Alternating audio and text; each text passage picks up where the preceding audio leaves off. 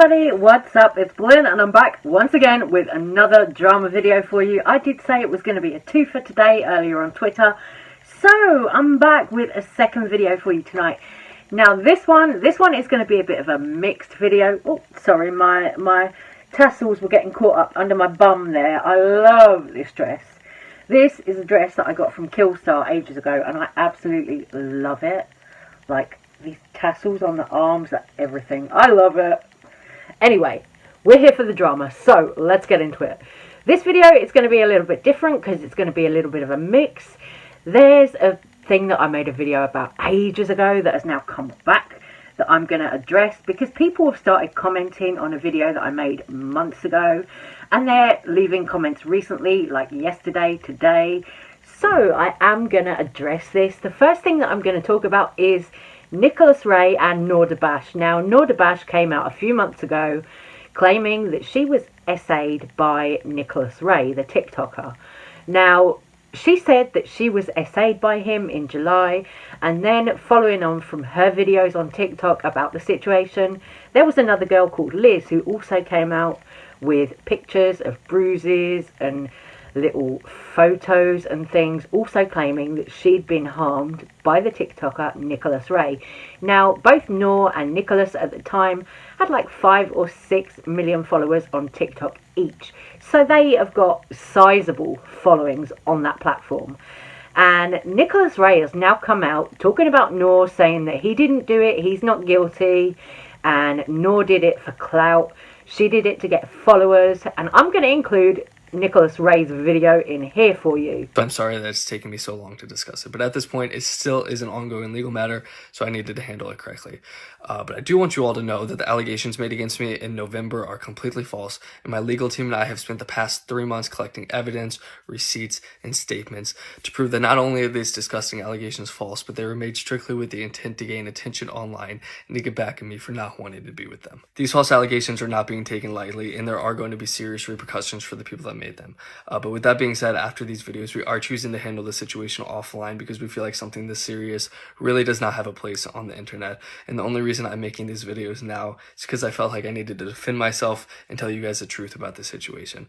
I'm going to tell you guys what actually happened and share with you enough evidence so that you know that these accusations are false. But as I stated earlier, it still is an ongoing legal matter. All right, let's go ahead and start with Noor here. Noor's statement that she put out has so many holes, inconsistencies, and just straight up lies throughout the entire thing. Plain and simple, I did not even see Noor on the night of July 5th, which is the night that she claimed the assault happened.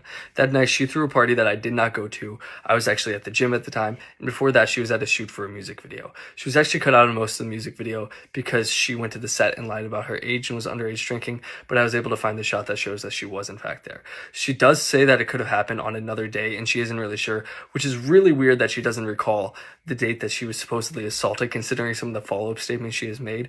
But just like the initial date that she claimed, I can go back and disprove any other day that she said it could have happened. Not to mention that Noor's statement, comments, and tweets are contradicting each other all the time. And just for an example of that, she claims that it happened in July, yet right here in this comment contradicts herself and says that it happened in June. Now, before I continue on and finish telling you guys what actually happened, I want to make it clear that Noor did have a panic attack around me once, like she said in her statement. However, the details she gave are completely false, and it happened weeks before the supposed date, and everything was completely fine with us afterwards. After her panic attack, I was comforting Noor. She tried to kiss me and I did not shut it down. However, her kissing me was the only thing that happened, and allowing that was 100% a mistake on my part, and I should have never let that happen. But for her to twist it and say that I sexually assaulted her in any way is a complete lie. After that, Noor continuously tried to hook up with me and would get extremely upset and angry when I told her that I did not want to do anything sexual with her.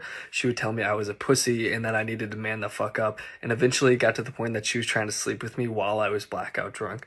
She even went so far as to try to drag one of my friends out of my bed when I was blacked out drunk and telling them that they needed to leave because she wanted some dick, even though I was completely passed out and in no position to make any decisions or consent to anything, and had made it abundantly clear prior to this that I did not want to do anything with her. Other than that, Noor was completely fine with me in the following weeks, up until I told her that I just strictly wanted to be friends with her, and then a couple of days later she started making accusations against me. Noor has literally admitted to being a compulsive liar in the past, and blatantly lied not only in her statement but afterwards in her follow-up videos as well. I can't fit them all in here because there's a lot, but I'll just give you a few examples. She went online and claimed that I had fled California and that I was banned from Los Angeles. Why did he pack up all his shit and flee? He's no longer allowed in LA.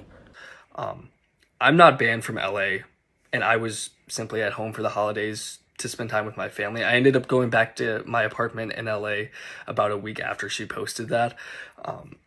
She also went around telling my friends that if I stepped foot on the premises of the apartment complex that I lived in, that I was going to be arrested. I was not. Nor put these lies out there to make the situation seem worse than it was and to try to prove her case even though they were complete lies. She also said that the second video she uploaded was going to be the last time she talked about it. However, she uploaded a third video the next day. And on that third video, she said she was only going to leave it up for 24 hours and then take it down. But she kept it up for months because it was getting views and gaining her followers. Not to mention she was laughing at the situation literally a couple of hours after she posted the initial video because of how bad the comments on my videos were. This entire thing was planned out for months. She waited till I was gaining a lot of followers and getting a ton of views, and until it was a trend to make this type of video because she knew it would perform better if she did. After that, she followed it up with a bunch of couples content with her boyfriend because she knew it would get views. I've talked to multiple people who were close with Noor when she was releasing the videos, and they've all said the exact same thing, that she was bragging about how many followers she was gaining, and it was obvious that she only put the videos online to get views. And just to add to the proof of that, as soon as those videos stopped getting views and gaining her followers, Noor took them down. She claimed she put up the videos because she wanted to expose me, but as soon as they weren't getting views anymore and she had got what she wanted and gained her following, she took them down because she wanted people to forget that that's how she got her followers. Followers she was gaining from the situation on her private story, and would post stuff like this when people would make videos about it and they would blow up and bring more attention to the situation, almost treating it like some sort of game. And there's a reason that most of the LA influencers choose to stay away from her, and I can't even express to you guys how many stories I've heard about her doing shitty things to people, and there's still so much more that I want to say about this, but as I said earlier, I really don't feel like it should be brought online. After Noor's video, a second girl named Liz came forward and claimed that I had assaulted her in June of 2020, and then provided proof in the form of pictures of bruises that she said I had given to her. She said that these pictures were dated July 2nd and were from a few days before that, so they were from the end of June. Those allegations are completely false. I did not even meet Liz until July 8th, about a week after she claimed, which means that proof is completely fake. We only hung out one time, and after that, Liz told me she was 17. Yes, she was on Tinder and had claimed that she was 18. I found out after the fact that she was 17 and was obviously upset, and I told her that I wanted nothing to do with her. She was extremely sad and told me it's no big deal and that we can make it work and we'll figure it out. I stopped talking to her shortly after, but she still continued to message me after I told her to stop. She also lied in her video about our conversations and what was said, so I went on Snapchat to see if the messages were still there because she had saved them back in 2020, but she had gone on recently and unsaved them.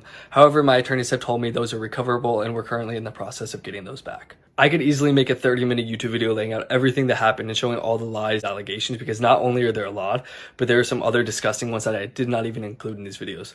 However, me and my team are choosing to move forward with legal action and handle this offline, unless my name continues to be slandered and it gets to the point that we feel it's absolutely necessary for me to make that video. So this will be the last time I discuss it unless it gets to that point, because as I've said multiple times throughout these videos, I don't feel like the internet is the place for this. My life was completely ruined because people wanted to gain some followers and get back at me. I lost friends. My mental health was the worst that it's ever been. I even had to move across the country because I couldn't afford my apartment in LA due to legal fees and losing my brand deals. And I'm not really sure if I'm going to be posting on social media much after this yet, but I decided I needed to come on here and defend myself. I have more than enough proof to show that they're both lying, and I'm not going to sit by and let my name be slandered any longer. The sad thing is they both did this for attention and to get back at me, and the fact that they would go as far as to lie about something like this is absolutely awful, and I really hope that they can realize how wrong that was. This kind of thing happens a lot when it does, because it takes away from the actual victims of assault who want to share their stories. I can't even express how hard it was to just sit here and listen to these lies be spread about me over the past months and not be able to defend myself. But I had to handle the situation correctly and take the necessary time. But yeah, that's really it. So thank you again to everyone who stuck by and supported me through this.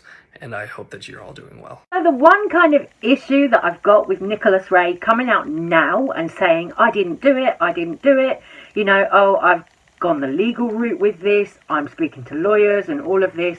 The one issue that I've got with Nickolas Ray is, why now? You know, why now? Why months and months after the event do you try and then come out and defend yourself? You know, to me, it looks a little bit suspect. You know, if you've been accused of SA and you didn't do it, why not stand up at the time and defend yourself?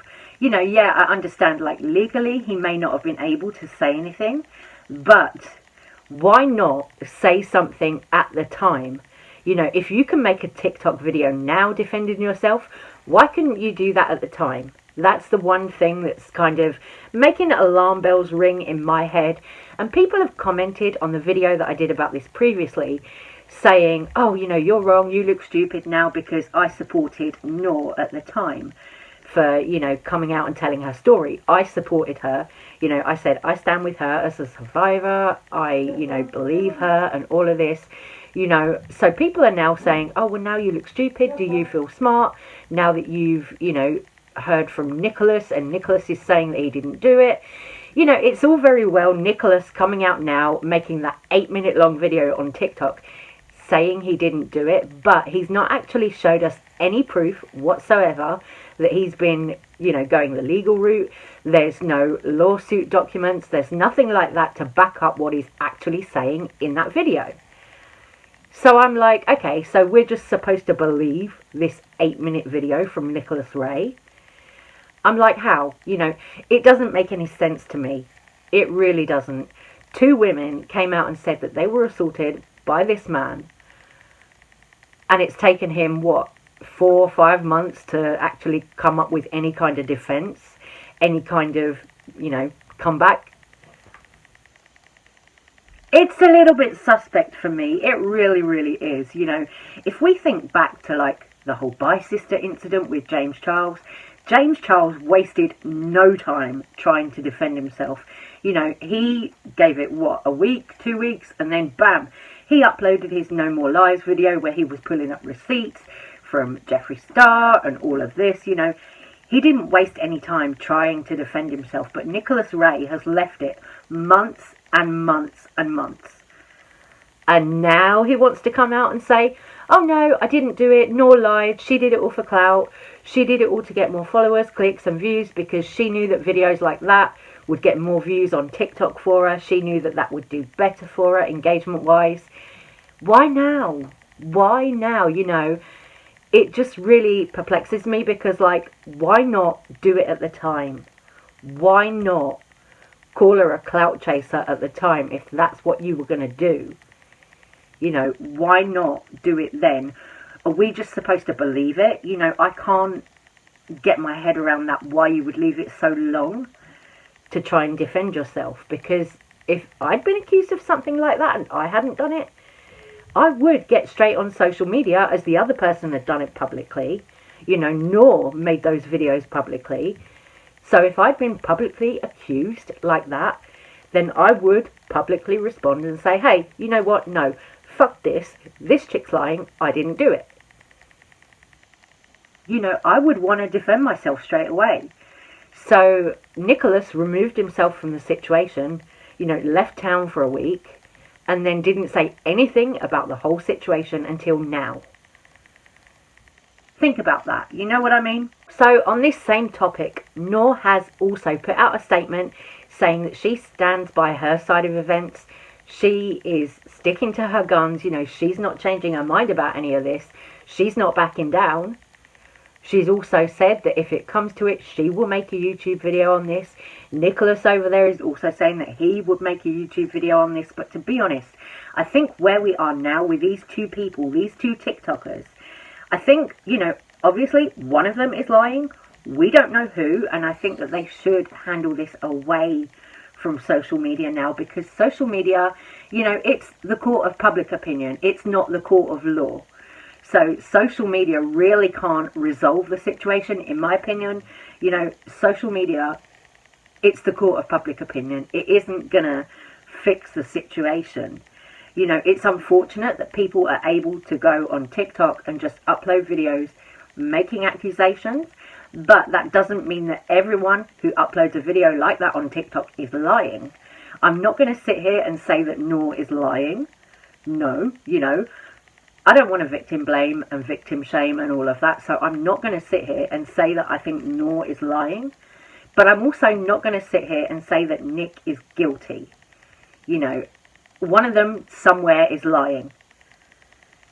But it just seems a little bit funny to me how these 2 girls, you know, Noor and Liz, both came out with their stories about Nickolas. He never defended himself, never said nothing as a comeback. and now he wants to share his story and say he didn't do it.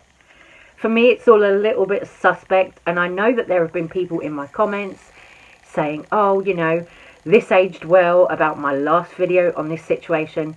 People saying that, you know, Nickolas didn't do it. People defending Nickolas. But I'm not going to defend Nickolas. You know, I'm not. I'm just not. Because I don't know what happened in that situation, really. And at the end of the day, nor do the public. Nobody does, apart from Nickolas and Nor. So for me, it's silly to continue this on social media. And they should both just take it, you know, behind closed doors now. Take it up with their, you know, legal people. Leave it for them. Don't bring it to YouTube. You know, that would be the smartest thing to do in this situation, in my opinion. But I'm going to move on because there's also a little bit more beauty drama. I say beauty drama. It's not really drama as such. It's something quite sad because Marlene Estelle today made a video about her brand Makeup Geek, saying that unfortunately she's going to have to shut up shop, you know, in sort of April of this year. And this is really sad because she's had that company a long time. You know, she's had that company well over 10 years. And it's like, it's sad now to think that an established brand from someone like Marlena, who's largely been unproblematic as far as like beauty influencers with brands go. Marlene Estelle has never really been problematic. She did have that incident with James Charles where she went against James Charles after he came at her for putting out a Netflix documentary program. You know, and I watched that. I watched that program with Marlene Estelle on Netflix, and I actually really enjoyed it. You know, I also enjoy her YouTube videos. I think she's really down to earth. Seems like a very nice person, and she doesn't deserve to lose her brand. But she said in the video that she is going to be losing her brand because of the pandemic. Sales have just been down so much that she just can't afford to keep it going anymore. And that's sad. You know, also other people, other brand owners have spoken out about this. Jen Gerard from Gerard Cosmetics spoke out about it. Now, you know, obviously it's sad. It is just really sad to think that someone's brand has suffered that much because of the pandemic, now that they can't afford to keep going. It's sad, you know, it's really sad. But Marlena did say that she's still going to be on YouTube, still going to be doing that side of things. You know, it's just very sad and very unfortunate that because of this whole pandemic, you know, that has really wrecked a lot of people's lives. You know, a lot of people have lost jobs, livelihoods, loved ones. You know, it's sad to think that this is where we are. You know, that so many people are now having to kind of give up on their dreams and, you know, close their brands and all of this. It's sad. It's really sad. But, you know, at the end of the day, I think it's better to just try and find a positive in this situation, you know. Find a positive in it and just say, okay, well, this is where I am now. I've either got to do something different or, you know, I can maybe try and rebuild the brand one day. But for now, you know, Marlene Estelle has said, unfortunately, the Makeup Geek is going to be no more. You know, for me, obviously, I'm someone who likes makeup. I wear makeup. I play with makeup. And it's sad. It's just sad to think about, because if this was another brand, you know, I would say the same thing.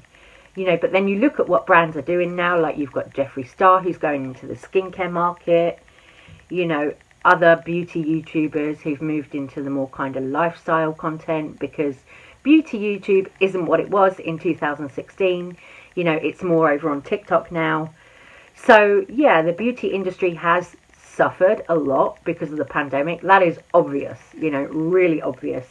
A lot of brands aren't getting the sales that they used to get anymore. You know, it's obvious. So, it's just unfortunate that it had to happen to a nice person like Marlena. You know, I'm sure there are, like, plenty of other problematic influencers that it could have happened to. So it's sad that it happened to Marlena. Anyway, guys, I'm going to stop this little video right here. I'm going to say take care, stay safe, stay well. I love you guys so much. Thank you for watching, and I'll see you on the next one. Bye-bye.